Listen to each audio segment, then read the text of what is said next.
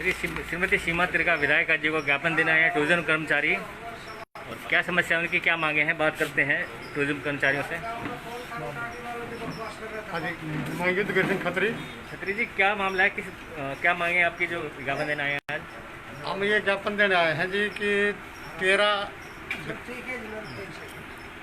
13 अगस्त को हमारी पीओडी की मीटिंग हुई थी, जिसमें चेयरमैन टूरिज्म के रणधीर सिंह कोलन की अध्यक्षता में, तो उसके अंदर उन्होंने है ना पंजाब के को भी एक वो है ना बयान दिया है। इसके अंदर आया था कि भाई टूरिज्म को अब हम घाटे में है, इसलिए इसका तो है ना हम निजीकरण कर रहे हैं, जिसमें होटल राजहंस को पहले पायलट प्रोजेक्ट के तौर पर किया जाएगा। उसके बाद अगर ये सफल होता है तो इसके बाद हम बाकी को भी देंगे। लेकिन है ना हमारा मानना है 1 सितंबर 1973 को हरियाणा टूरिज्म का निर्माण SK मिश्रा जो पूर्व IAS है उनके दिमाग की खोज है, और जो पूरे है ना हिंदुस्तान में नहीं वर्ल्ड के अंदर आज नाम कमाया हुआ है। सूरजकुंड के अंदर इंटरनेशनल मेला लगता है, तो हरियाणा की नहीं भारत की संस्कृति का भी है ना प्रतीक है। इसके बाद भी और ये मेला भी हर साल 5-6 करोड़ रुपए कम से कम मुनाफा टूरिज्म निगम को कमा करके देता है। लेकिन रणधीर कोलन कहते हैं कि वो 250 करोड़ से लेकर के 300 करोड़ तक घाटे में है। हम ये कह रहे हैं कि झूठ बोल रहे हैं बिल्कुल।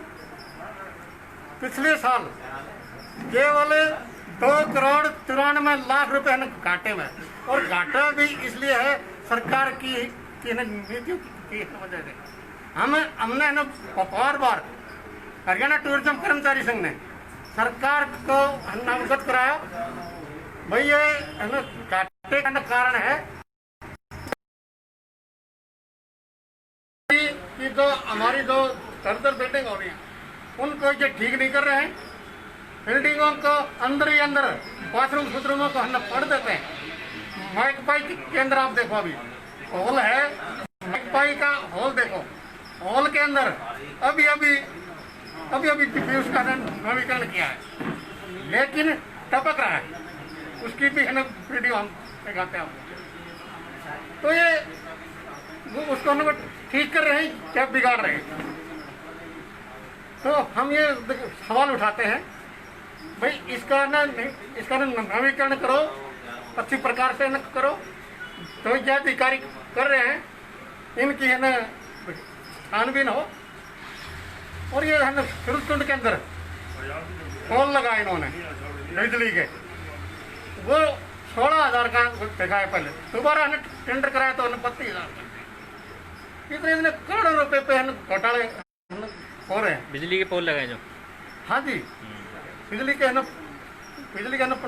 पोल लगे, भी उसके हैं डिजाइन वाले हैं वो टूरिज्म केंद्रों पे। हाँ जी, सूरजकुंड पे देखो, उनको चेक करो, मार्केट रेट लो उनसे। मार्केट रेट लोगे तो 16,000 का भी नहीं है, वो रेट दिखा रखे हैं वो क्या 32,000 का। हमने उसकी पार्टी मांगी है। अभी उसको अधिकारी को भी सस्पेंड किया गया है इसी मामले में। हाँ, इसी मामले में। तो हम कह रहे हैं भाई इस प्रकार अगर आप देखोगे, इसके ऊपर हम नजर रखेंगे, तो ये इसके अंदर हम भर्ती भी न करते हैं कर्मचारियों का कहना प्रमोशन करो।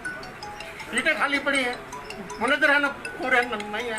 काउंटर इंचार्ज की 200 पोस्ट है, जिसमें से 100 पोस्ट तो है ना वैकेंट पड़ी है। बारमैन 36 बार है, इनके पास है ना 13 बारमैन है। वेटर 150 है, तो ये है ना 300। शिक्षण संस्थाएं हैं, इनसे है ना छात्र शिक्षा लेकर के नाते वो तो है ना बेरोजगार घूम रहे हैं। तो इनको रोजगार दिया जाए, भर्ती करें, तो ये टूरिज्म दोबारा से वो है ना एक नंबर के ऊपर आ सकता है। घाटा इसके अंदर कोई नहीं रहेगा, फायदे का सौदा है, और जो फायदे का सौदा है इसलिए इसको निजी कंपनियां भी दे रही हैं। हम बात करेंगे अन्य कर्मचारी नेताओं से।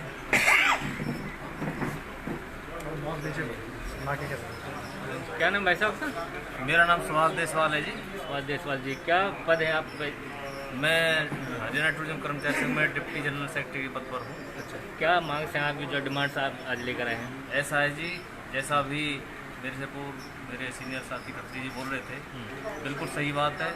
ये सरकार और मैनेजमेंट की जो मिसमैनेजमेंट है उसकी वजह से जो घाटा और उसमें झूठ बोला जा रहा है, इतना घाटा बिल्कुल भी नहीं है। जिस तरीके से अनियमितताएँ हैं, अभी खत्री साहब बता रहे थे, होटल राजहंस के अंदर एक और पौधों के लिए एक सेट बनाया है, उसका 12 लाख रुपए बता रहे हैं, जबकि उसकी कीमत कोई आंका जाए तो कहीं भी नहीं। मतलब इस तरीके से अनाप शनाप खर्चे, जो बजट होता है टूरिज्म के लिए, उस बजट को ये कहाँ खर्च करते हैं, किस तरीके से खर्च करते हैं, उसकी जांच करो। ये जो घाटा बता रहे हैं ये कर्मचारी की वजह से नहीं है, कर्मचारियों ने खून पसीना से सींचा है इसको, टूरिज्म को। जब नंबर 1 था तो यही कर्मचारी थे काम करने वाले, आज भी यही हैं। कर्मचारियों की भर्ती लगातार नहीं हुई, खाने की गुणवत्ता बढ़िया रहती, उसके लिए कुक लगातार भर्ती करते रहते, कुक रिटायर हो चुके हैं। खाने की गुणवत्ता हमारी थोड़ी बहुत जिस तरीके से गिरावट आई तो वो इसकी मैनेजमेंट की वजह से है, ना कि कर्मचारियों की वजह से। और आज जो घाटे का नाम लेकर के झूठ बोल करके 200-300 करोड़ रुपए का जो घाटा बता रहे हैं वो बिल्कुल भी नहीं है।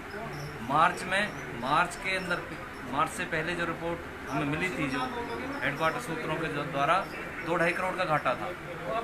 अब वो लॉकडाउन के अंदर 250-300 करोड़ का कैसे हो सकता है, जबकि लॉकडाउन के अंदर तो सारे पूरे वर्ल्ड में होटल इंडस्ट्री का बुरा हाल है।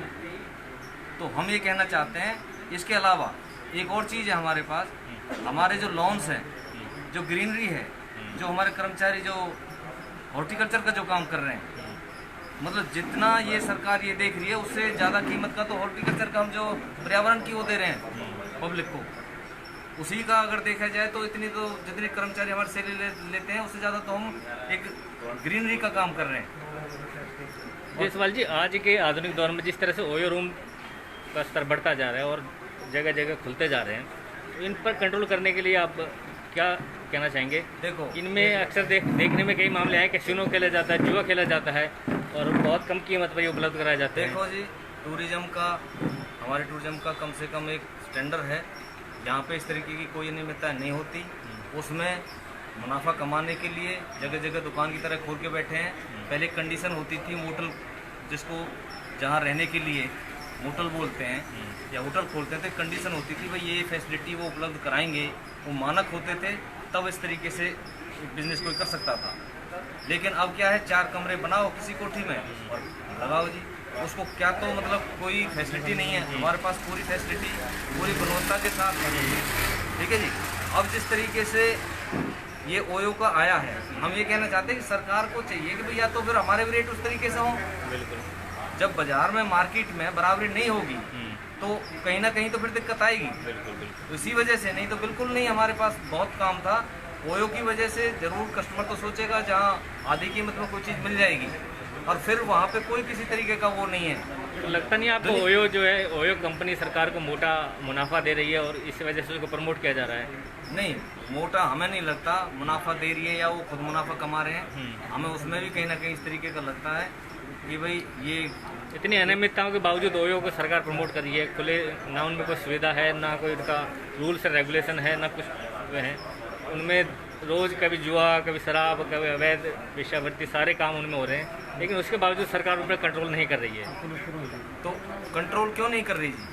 सरकार को चाहिए, पुलिस मतलब कहीं ना कहीं सह है, क्योंकि पूरा प्रशासन है, पुलिस की जिम्मेवारी लगाई जाए, वो देखा जाए बल्कि किस तरीके से काम कर रहे हैं। हमारे ऊपर तो पूरी बंदिश रहते हैं इसको फेल करने के लिए। सरकारी जो भी सिस्टम है उसको फेल करने के लिए ही इस तरीके से माहौल बनाया जा रहा है, और नहीं तो ऐसा इसलिए तो हम लोग बढ़ा रखे हैं, हाँ जी, हल करने के लिए।